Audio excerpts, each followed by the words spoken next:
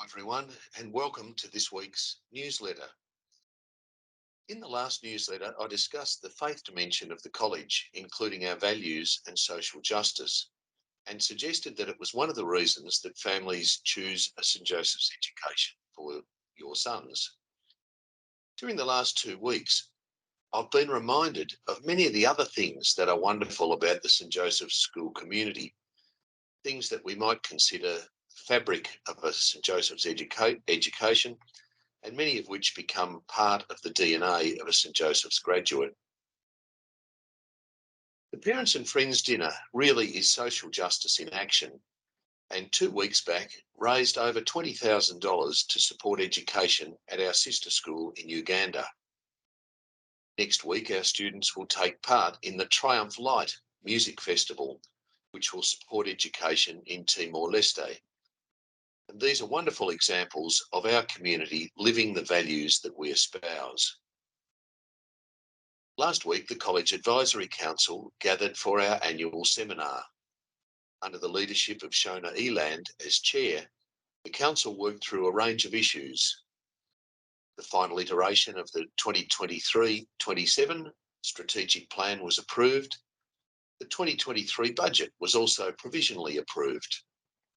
The council was presented with plans for the redevelopment of our arts precinct, received an overview of the teaching and learning across each of the sub-schools, and a summary of the work of our Community and Development Office. The wisdom and generosity of the council is greatly appreciated and made a huge difference to the success of this event. At the West Court Achievement Ceremony earlier this week, students were recognised for their excellence in language-based leadership initiatives, including the Victorian Young Leaders to China. The individual and team successes of both the firsts and seconds premiership winning ACC football teams were acknowledged. Then on Tuesday night, our college musicians performed the world premiere of The Little Bush Buddha, along with other performance items. The concert was a wonderful celebration of music at the college and left me in awe of the ability of our musicians to bring joy to others and bring people together. A strong music and cultural program and a strong sporting program supporting an academic agenda are sometimes referred to as the bookends of a successful school, and clearly we are.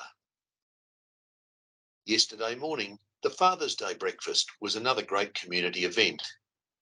Over 550 dads, granddads and students enjoyed each other's company and breakfast cooked by the staff and some senior students. Our Year 12s continue to lead the school effectively. DCAL students will conclude classes at the end of term, and our VCE students are 8 weeks away from final exams. It's really pleasing to see that the college library, which has extended its opening hours, is being more extensively used by our senior students, with groups of over 20 some nights taking advantage of independent and supported study options. It's also worth noting that figures published last year show that those students who finish their secondary education at St Joseph's before the end of Year 12 are twice as likely to be employed as graduates from other schools across the region. As the Year 12 group move closer to graduation, the process of identifying our senior student leadership group for 2023 has commenced. An outstanding array of candidates have submitted themselves for consideration, and once again next year, the college will be in excellent hands from a student leadership perspective. Our commitment to and practice of respectful relationships and inclusivity is more highly developed here than in any other school that I'm aware of.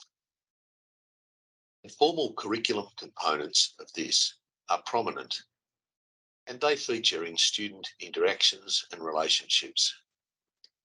Women, staff, volunteers, and Sacred Heart students are present, visible, valued, and respected here.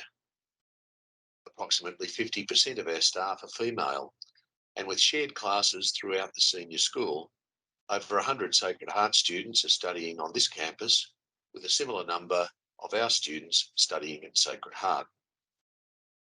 There's always public discussion and speculation around the value or otherwise of single gender education, in particular, all boys environments. There's a great deal of research that suggests that boys show higher achievement in a single gender environment, particularly in early adolescence. But I guess there's more than a newsletter article needed to fully elaborate on all of this. There are, of course, some who take the alternate view and suggest that an all boys environment amplifies less desirable male qualities. There's no doubt that that can occur. These people point out that this can result in macho and misogynistic views of the world. But I'd love anyone who holds that view to have the chance to spend some time here at St Joseph's, because nothing could be further from the truth. So in short, the last 2 weeks have reminded me of the privilege we all have, and I have, of being part of this St Joseph's community. I hope you and your son have had the chance to be involved in many of these elements of college life, and I hope that my musings provide a catalyst for reflection on much of what is so good at this college. And just as I've finished writing this newsletter, I've been made aware that a small number of places have become available for Year 7 2023. So if you know of any family who would like to join us, please encourage them to contact our registrar, Adele Mawson, on 522 68 177. God bless.